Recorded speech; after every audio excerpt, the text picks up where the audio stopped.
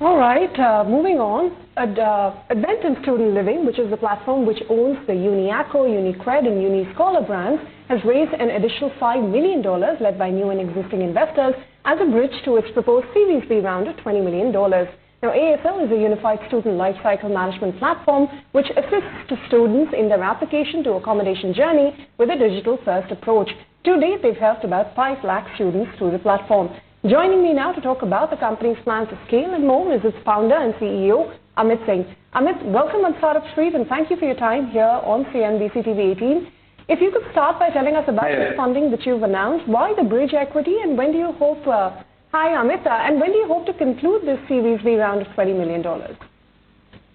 So this is called bridge because this 5 million has come in before the rest of 15, but we are in advanced talk with other investors to come on board. These are larger investors, and timing wise also, this is not the time we need the whole of funding to come in. This is primarily the growth funding which we have closed, and this will largely make sure that the revenues, we are on track to achieve what we have set for ourselves. But otherwise, yes, we are in advanced talks with other investors to the rest of the money to come in soon.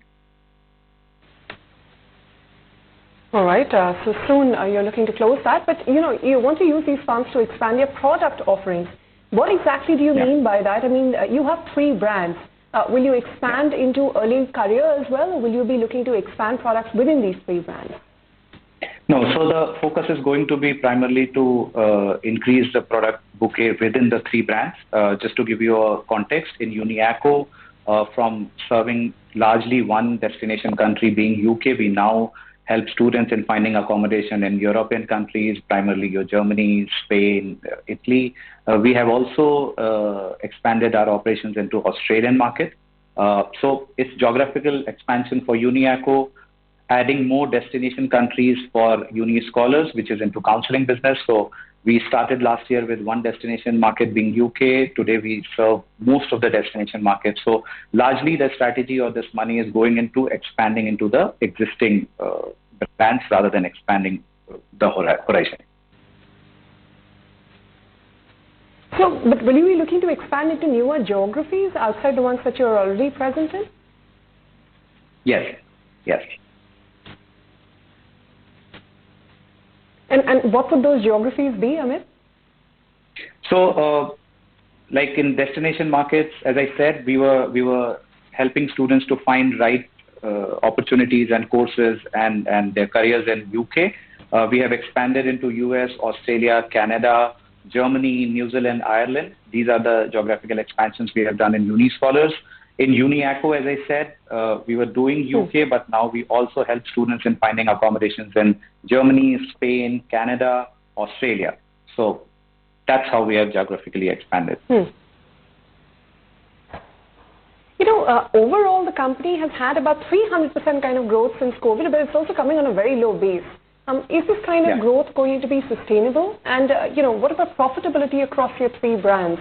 What is the current burn and when do you hope to achieve that? Yeah, so the company will be EBITDA positive by CY23, and we are pretty much on track on that. In terms of opportunity space, it's the way you look at opportunity. We are truly a global company with all 3 brands present internationally. So for us, if you see, the target market is huge. Just to give you a context, Ritu, that globally there are 38 million students in these 6-7 destination markets I'm talking about. And each and every student needs an accommodation. A lot of them, they need counseling, and many of them, they need financing. So with this platform approach, the idea is to, when the student comes into our ecosystem, the idea is to sell them more than one product. And with that, if you add it up, it's a massive target market is what you're looking at. Just to give you a ballpark number, somebody has actually assessed this target market to be upward of $3 trillion. And when I say I'm talking about these 38 million students all put together. Yeah. All right. That's a pretty large market, but how much of that do you have currently? And I also, out of curiosity, how many students actually stick with the platform for all of the 3 brands, seeking accommodation, seeking loans? How many use all of your products? Yeah, so that's very interesting, Ritu. Like this platform we have built over time. We started our journey 3 years back with UniAcco.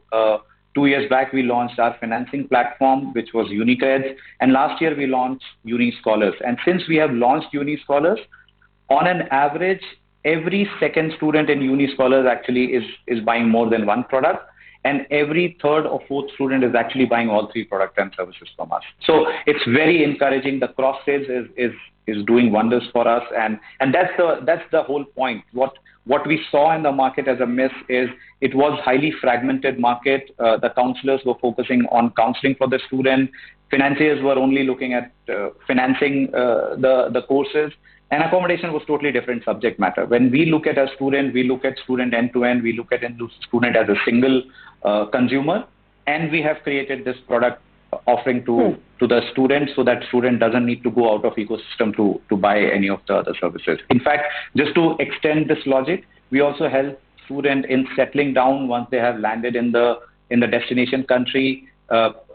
In fact, it starts a level before. We also help them in securing visas, opening their bank account when they are in their own source country. So just to give you a context, an Indian student today has a facility to open a bank account while they are in India before they embark on this study abroad journey. So these kind of eases are built around the offering. So even though the core offerings are around counseling, financing, and accommodation, there are a lot of built peripheral services which make the whole student mobility journey far more convenient and hassle-free. Sure, Amit. That's quite interesting, and the ability to cross-sell and more opportunity there with your existing client base as well. Many thanks for your time here on Startup Street. It was a pleasure speaking with you.